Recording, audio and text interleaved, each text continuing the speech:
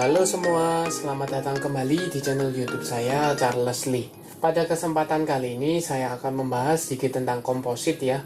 Kemudian mereview beberapa saham big caps terutama perbankan ya.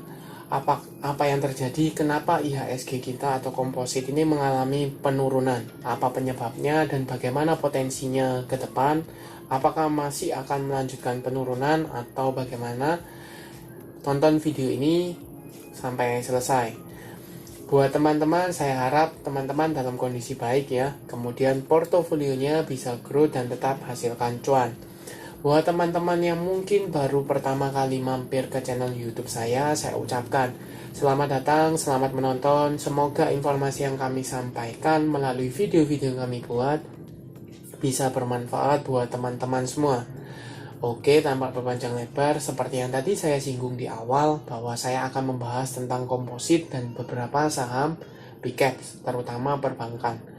Oke, untuk yang pertama komposit.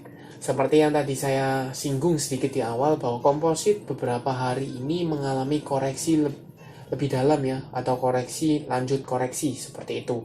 Hingga kalau teman-teman cek hari ini, tanggal 8 Desember 2022 mengalami atau lanjut koreksi 0,21%. Sebenarnya sempat lebih parah ya, mengalami koreksi hampir 1-2%-an ya, 1,8 berapa seperti itu. Apa penyebabnya? Kalau teman-teman cek secara bursa Amerika, itu ada kekhawatiran untuk resesinya Amerika ya.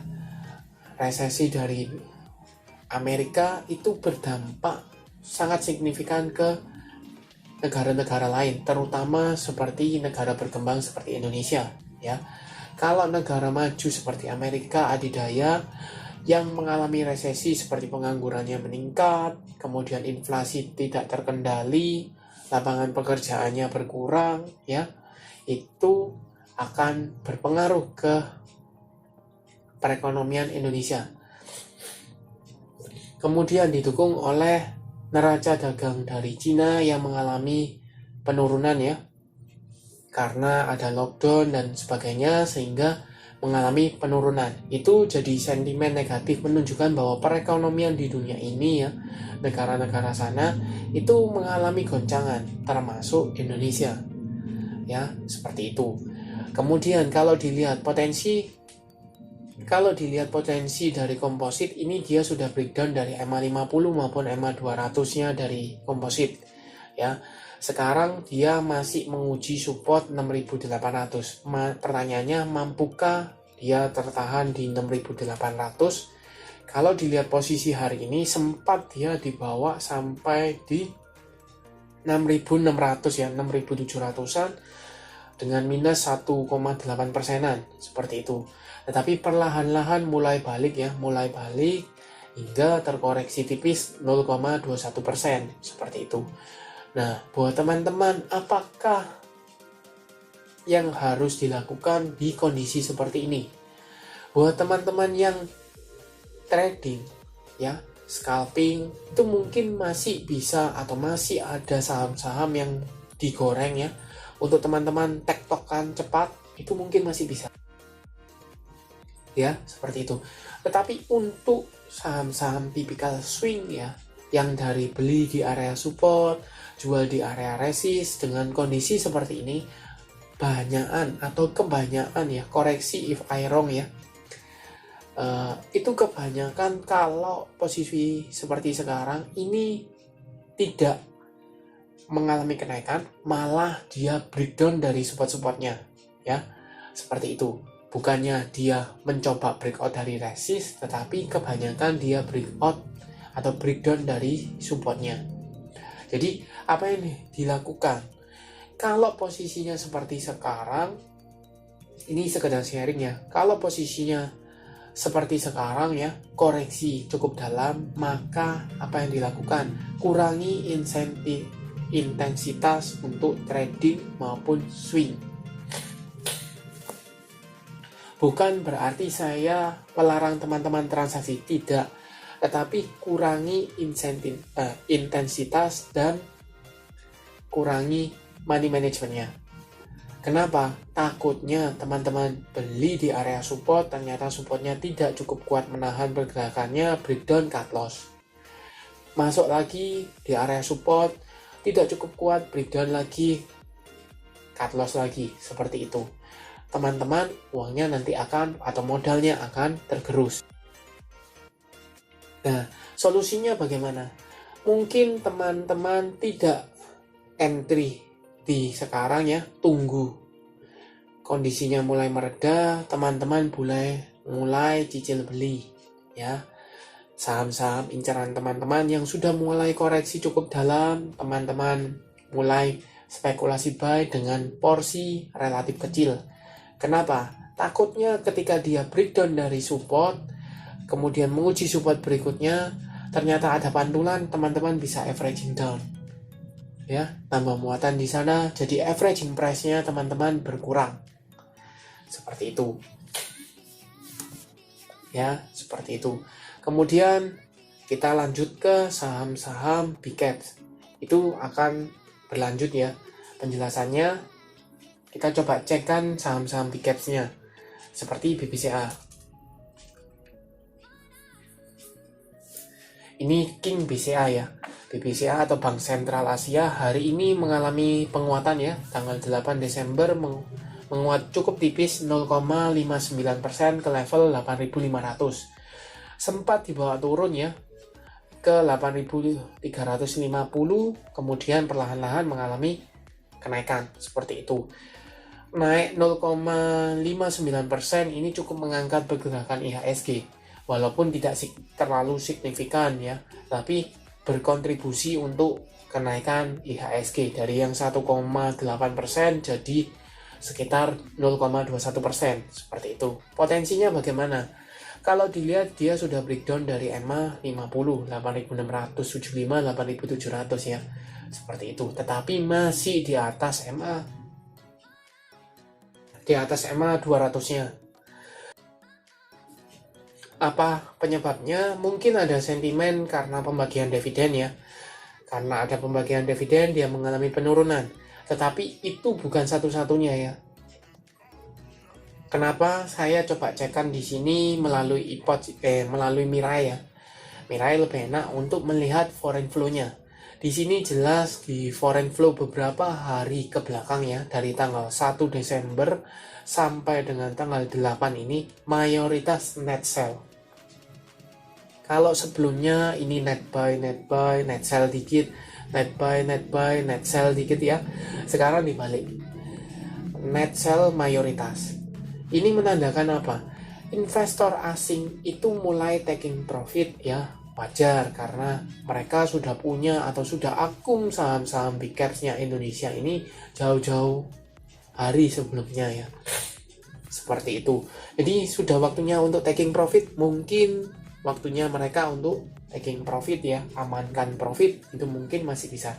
Tetapi teman-teman perlu cermati, ada indikasi bahwa mereka menarik dananya karena kenapa? Kekhawatiran terhadap perekonomian Indonesia.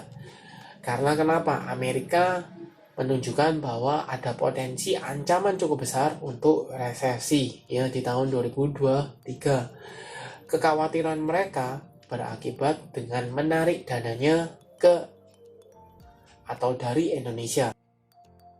Seperti itu. Kemudian ada, kalau kita sangkut pautan dengan The Fed ya, suku bunga dari Amerika, dia menaikkan tingkat suku bunga sehingga imbalan hasil dari tabungannya ya, dari basicnya di sana, obligasinya pasti akan meningkat sehingga lebih menarik ya dibandingkan kalau investasi di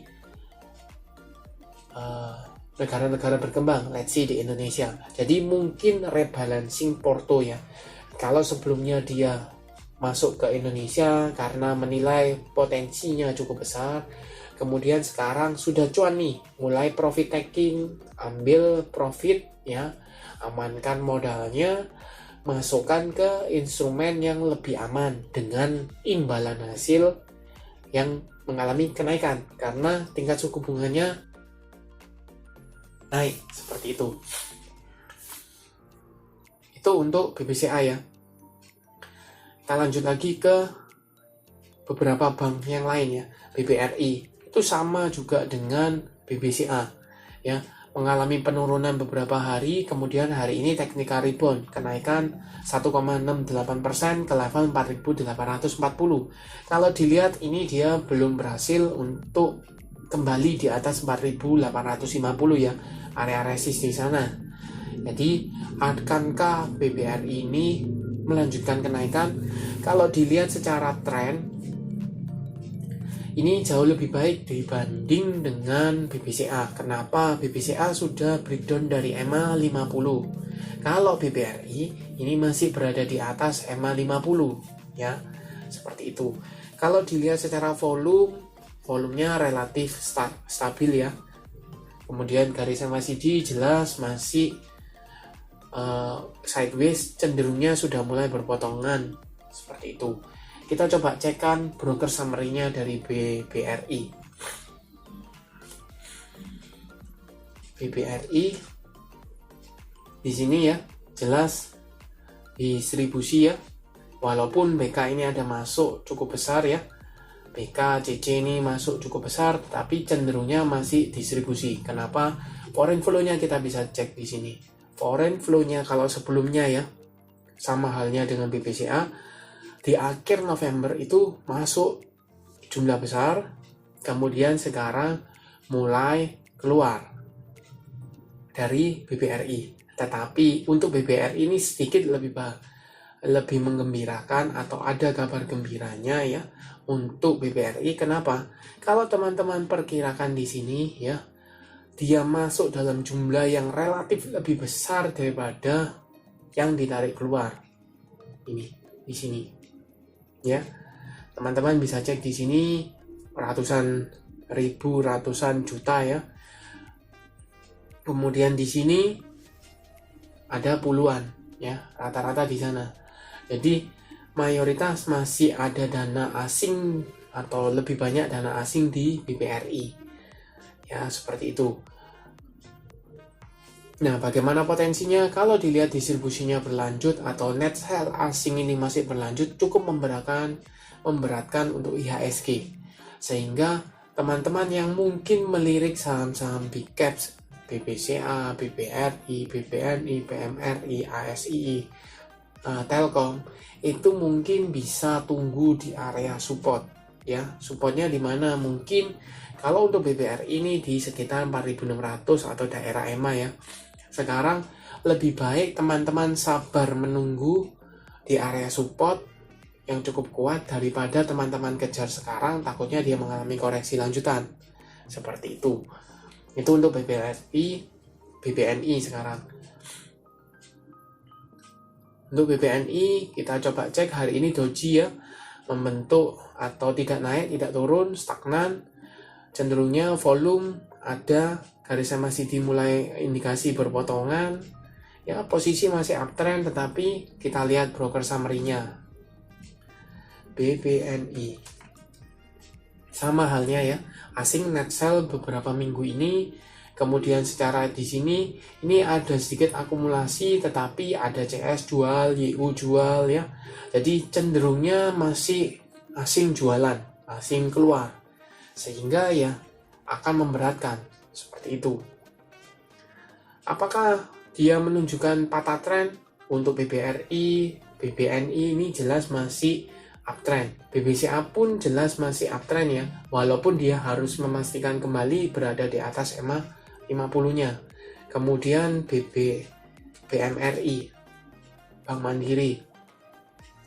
Untuk BMRI ini menguji EMA 50 dan area psikologis di 10.000 ya, membentuk atau mengalami koreksi hari ini 3,13%, level 10.050. Kalau dilihat volumenya hari ini cukup tinggi ya, cukup spike, ada potensi dia mengalami lanjutan. Tetapi mengingat ini ada di area support, supportnya cukup kuat ya, support psikologi 10.000 dan support EMA 50-nya. Jadi teman-teman bisa lihat apakah BMRI ini mampu tertahan di level 10.000. Kalau seandainya mampu, ada potensi dia menutup gap ya, yang terbentuk di area sini ya, 10.300-an. itu masih bisa di area sana. Kalau seandainya 10.000 ini tidak mampu menahan, maka dia akan breakdown ke level 9.000-an. Seperti itu. Garis MACD ini jelas sudah berpotongan ya, dan mulai mengarah ke bawah. Kita coba pastikan di broker summary-nya. BMRI jelas di sini asing keluar ya. Asing cukup gede hari ini. 2 hari terakhir ini cukup besar ya. Seperti itu.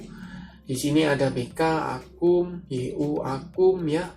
AK Akum, AK malah distribusi ya. ZP distribusi, CS distribusi ya. Jadi so far asing masih keluar, distribusinya cukup masif ya. Jelas ini ada tanda-tanda atau asing net sell, jualan, profit taking seperti itu. Nah, kita mempercepat ya. Kita cek di sini ASII. Jelas ASII net sell. Ini apakah terpengaruh dari GoTo yang mengalami koreksi ARB berjilid-jilid? Karena perlu teman-teman cermati bahwa ASII atau Astra ini adalah salah satu pemegang saham dari GoTo. Jadi kalau GoTo-nya anjlok, otomatis muncul di laporan keuangannya kekhawatiran ya. Muncul kekhawatiran bahwa laporan keuangan dari ASII akan terpengaruh karena rugi dari investasi. Seperti itu. Jadi asing keluar. Cukup signifikan ya kalau teman-teman cek di sini, mayoritas merah, jadi asing mayoritas keluar. Kemudian ELKM juga salah satu pemegang saham dari GoTo, juga distribusi ya, cukup masif di sini, cukup masif seperti itu. Jadi kalau kesimpulannya apa? Kalau teman-teman cek ya dari bank BCA, BBRI, BBNI, BMRI, kemudian ASII, Telkom ya, semua kebanyakan asing net sell, asing jualan. Jadi mengkonfirmasi bahwa asing net sell untuk rebalancing porto, amankan profitnya ya, mulai taking profit seperti itu. Sehingga buat teman-teman lebih konservatif ya, teman-teman lebih baik tunggu di buy on weakness ya. Buy on weakness dengan porsi yang relatif lebih kecil dibandingkan transaksinya teman-teman sebelumnya. Kenapa? Takutnya kalau dia breakdown dari support, teman-teman masih punya power untuk averaging down. Seperti itu. Daripada teman-teman berusaha untuk tunggu saham-saham inceran teman-teman di support kuatnya. Ya, seperti itu. Ditakutkan ketika teman-teman menilai ini tidak mampu, masih ada support di bawahnya, tetapi teman-teman tidak dapat. Seperti itu. Jadi lebih baik teman-teman tunggu di area support dengan porsi yang relatif kecil. Ketika dia misalnya terjadi pantulan di sana, tidak apa-apa gitu loh. Teman-teman dapat kan? Dapat. Nanti ketika dia mulai Santa Claus rally di akhir atau ketika kondisinya sudah mulai membaik, teman-teman bisa tambah muatan ya, seperti itu. Itu jauh lebih aman. Sekedar saran buat teman-teman, apakah teman-teman sependapat? Silakan komen di kolom komentar. Bukan berarti saya lebih pintar daripada teman-teman ya. Sekali lagi saya hanya sharing analisa saya, mungkin bisa membantu teman-teman semua di kondisi market seperti ini.